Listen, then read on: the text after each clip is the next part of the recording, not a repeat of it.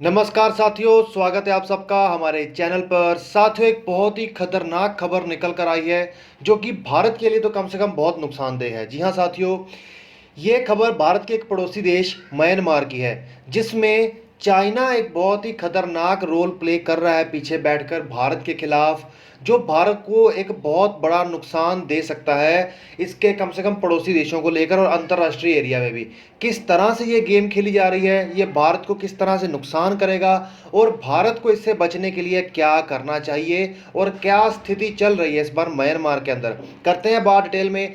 सब लोग मिलकर चैनल को सब्सक्राइब करिए, बेल आइकन दबाइए, क्योंकि हम रेगुलर अपडेट्स लाते रहते हैं इन चीज़ों से रिलेटेड, चाहे फॉरेन पॉलिसी हो, चाहे इंडियन रिलेशंस हो, चाहे इंडिया की कोई डोमेस्टिक इंटरेस्ट हो या कोई देश एनिमी फ्रेंडली, इन सब के बारे में लाते रहते हैं। साथियों, म्यांमार में इस वक्त गृह युद्ध जैसी स्थितियां बनी हुई हैं। इसका कारण सबसे बड़ा है चाइना। किस प्रकार? म्यांमार में कुछ समय पहले केंद्र के चुनाव हुए हैं, जिसमें सबसे बड़े स्तर पर वहां की एक party national league for democracy जीतकर आई, जिसकी अध्यक्ष हैं ओंग सान सू की, और दूसरी तरफ जो विपक्ष है वो चाइना के फेवर में रहता है। ओंग सान सू की बड़ी कठोरता से हमेशा से ही भारत का साथ देती आई हैं और भारत का ही साथ देती रहेंगी। अब क्योंकि जब ये पार्टी इलेक्शन में बड़े स्तर पर जीत गई, तो वहां के विपक्ष ने ये इल्जाम लगाया कि चुनाव में बहुत बड़े स्तर पर धांधली हुई है, और इस चीज का फायदा उठाते हुए, इस इल्जाम का फायदा उठाते हुए चाइना के सपोर्ट से म्यांमार की आर्मी ने तख्ता पलट कर दिया वहां की सरकार का। वहां की सरकार का तख्ता पलट करते ही वहां के जो लीडर्स थे मेन, ओंग सान सू की, उसके अलावा इस पार्टी के जो मेन लीडर्स थे, उन सबको पता नहीं किसी अननोन जगह पर ले गए। कुछ एमपीज वहां से निकलने में कामयाब हो गए, जिन्होंने छुप कर एक पार्टी बनाई है।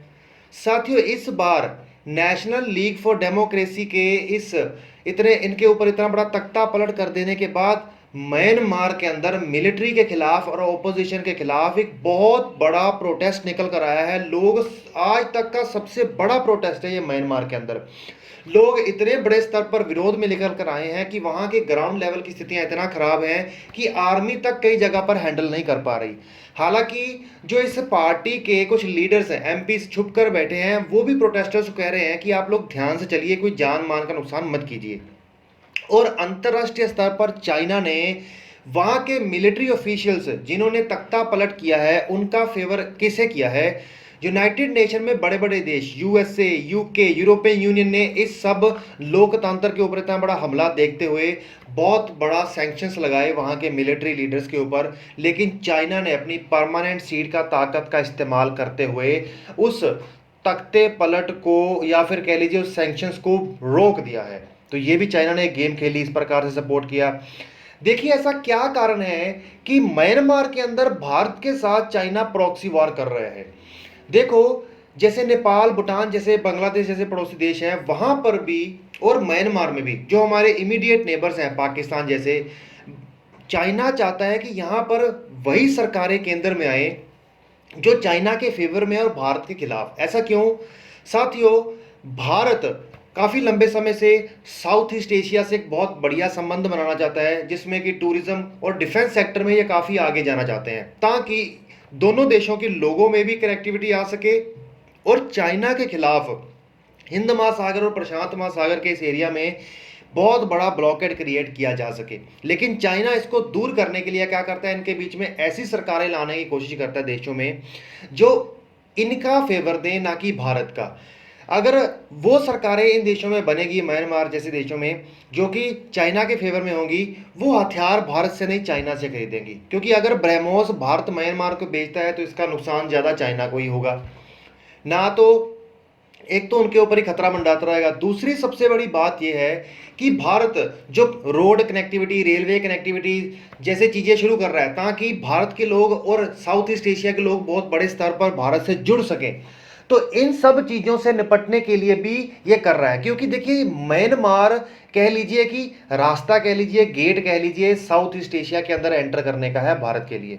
अगर म्यांमार जैसा देश भारत के रेल और रोड प्रोजेक्ट्स को साउथ ईस्ट एशिया के साथ जोड़ने की मंजूरी नहीं देगा तो भारत के लिए उनके साथ जुड़ना नामुमकिन हो जाएगा, क्योंकि नॉर्थ ईस्ट जो भारत के नॉर्थ ईस्ट स्टेट्स हैं वो सारे के सारे का बॉर्डर म्यांमार के साथ लगता है, और जो लाओस, थाईलैंड, कंबोडिया जैसे देशों का बॉर्डर भी म्यांमार के साथ लगता है। दूसरी तरफ ये एक हिंद महासागर के अंदर भी बहुत बड़ा कंट्रोल देने में मदद करेगा चाइना को। कैसे? ये वहाँ पे अपना कोई भी बंदरगाह अलॉट कर सकते हैं चाइना को, जैसे श्रीलंका ने कर दिया है, बांग्लादेश ने कर सकता है, या फिर पाकिस्तान ने कर दिया है।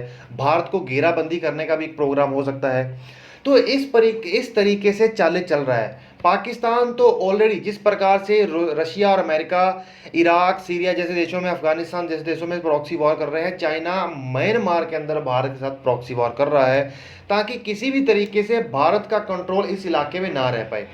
साथियों, वहाँ की मिलिट्री ने बहुत सारे प्रतिबंध लगाकर और बहुत सारे इल्ज़ाम लगाकर वहाँ के लीडर्स को ले गए हैं। ये भी नहीं पता कहाँ पर लेके गए हैं, लेकिन अब अंतर्राष्ट्रीय स्तर पर भी इनके खिलाफ बातें हो रही हैं, लेकिन चाइना यूनाइटेड नेशन में इनका मदद कर देता है।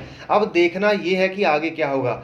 होना तो ये चाहिए कि जिस तरह से मिलिट्री को वो सपोर्ट कर रहे हैं, क्योंकि सबसे बड़ी प्रॉब्लम तो ये है कि म्यांमार की मिलिट्री और ऑपोजिशन दोनों ही चाइना के फेवर में है, लेकिन जो सरकार म्यांमार में जीत कर आई है वो भारत के फेवर में है। अगर वो सरकार ही नहीं आ पाएगी तो भारत को म्यांमार का लॉस एक बहुत बड़ा लॉस होगा। आप लोग कमेंट करके नीचे ये बताइए कि भारत को इस स्थिति में ऐसा क्या करना चाहिए जो म्यांमार के अंदर भारत अपने फेवर की सरकार ला पाए और चाइना को एक बहुत बड़ी पटकनी दे सके, क्योंकि म्यांमार एक बहुत ही ज़्यादा महत्वपूर्ण प्लेयर है, पाकिस्तान से भी ज़्यादा महत्वपूर्ण प्लेयर है भारत के लिए, क्योंकि ये साउथ ईस्ट एशिया के रास्ते खोल देगा।